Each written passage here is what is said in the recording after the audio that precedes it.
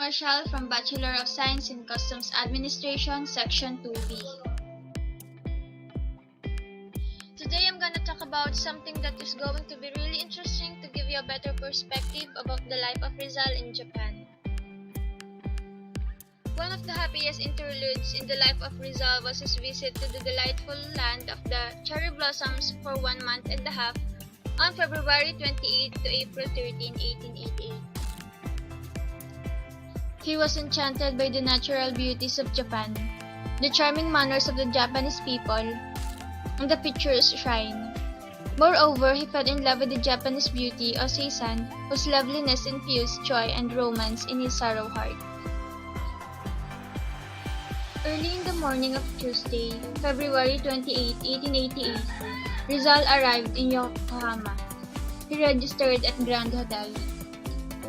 The next day, he proceeded to Tokyo and registered at Tokyo Hotel, where he stayed from March 2 to 7. He was impressed by the city of Tokyo. He wrote to Professor Blumentritt, "Tokyo is more extensive than Paris. The walls are built in cyclopean manner. The streets are large and wide." Shortly after Rizal arrived in Tokyo, he was visited at his hotel by Juan Perez Caballero, Secretary of the Spanish Legation. The latter invited him to live at the Spanish Legation. Rizal, being an intelligent man, realized that the Spanish diplomatic authorities were instructed from Manila to watch out his movements in Japan. He accepted the invitation for two reasons. First, he could economize his living expenses by staying at the legation, and second, he had nothing to hide from the prying eyes of the Spanish authorities. On March 7, Rizal checked out of Tokyo Hotel and lived at the Spanish legation. He and Perez Caballero became good friends. In a letter to Blumentritt, he described the Spanish diplomat as a young, fine and excellent writer and an able diplomat who had traveled much. During his first day in Tokyo, Rizal was embarrassed because he did not know the Japanese language. He looked like Japanese but could not talk Japanese. He had a hard time shopping, for he could not be understood, and the Japanese children laughed at him. To avoid further embarrassment, Rizal decided to study the Japanese language.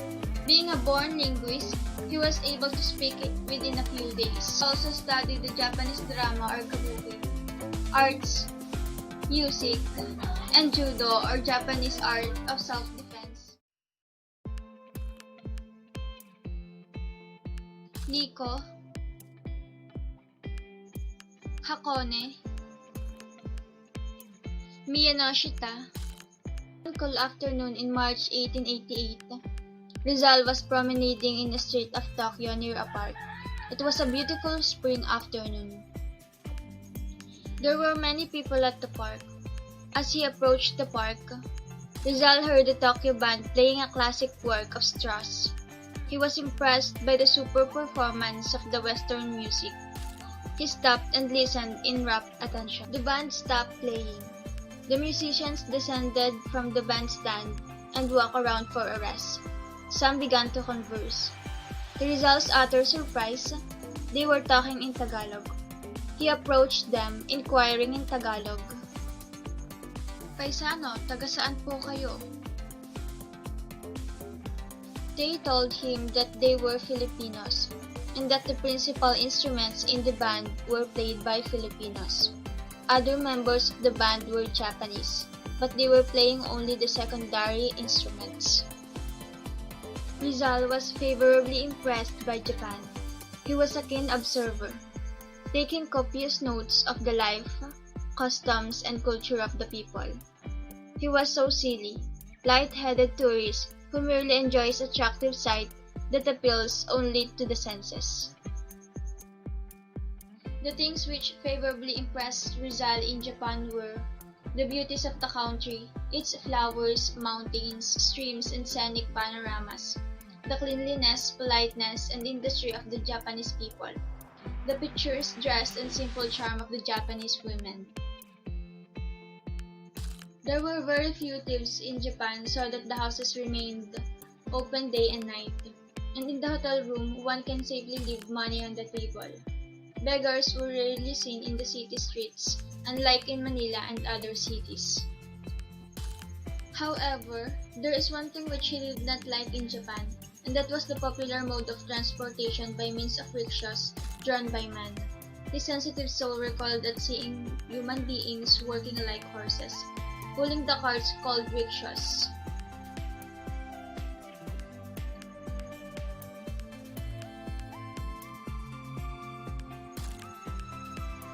Osei-san is a samurai's daughter of 23 years old and had never experienced true love. Usui-san is her father and a store owner. Osei-san is a woman of beauty, charm, modesty, and intelligence. Osei-san was very fluent in 3 languages, Japanese, English, and French. She was 23 years old while Rizal, the brown-skinned doctor from Manila, was 29 years of age. Rizal first introduced himself to her. He took off his hat as a sign of respect, a German custom. Osei-san was more than Rizal's girlfriend, for she was his guide, interpreter, and tutor. Osei-san improved Rizal's knowledge of the Japanese language. She also eases the pain left by Leonor Rivera. Rizal and Osei-san are both theater addicts. They attended some kabuki plays such as Sendai Hagi, Manhiro Nakahama, and Chushimura.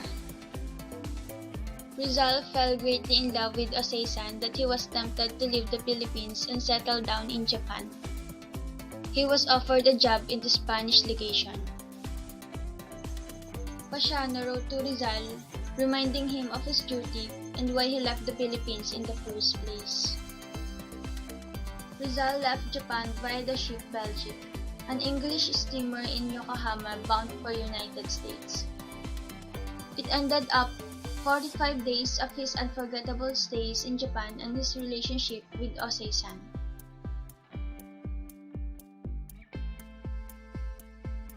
Alfred Charlton became the husband of Osei-san in 1897, 1 year after Rizal was executed.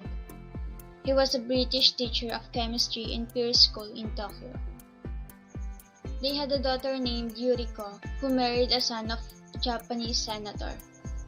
Seiko Usui died in 1947 at age 80 and was buried beside her husband. In April 13, 1888, Rizal left Japan border in Belgique, an English steamer bound for United States. Tetsuhiro is a fighting Japanese journalist, novelist, champion of human rights who was forced by the government to leave Japan. Tetsuhiro became a member of the Japanese Imperial Diet Parliament, wrote two novels, Nankai no Daiharan or Storm Over the South Sea in 1891, resembling No Limitang Hirek, O Unabara, The Big One in 1894, resembling El Filibusterismo. Tetsuhiro died in 1896 at the age of 49 due to heart attack. Rizal met a semi-Filipino family, Mr. Reynaldo Turner and his wife Emma Jackson, their children and maid from Pangasinan.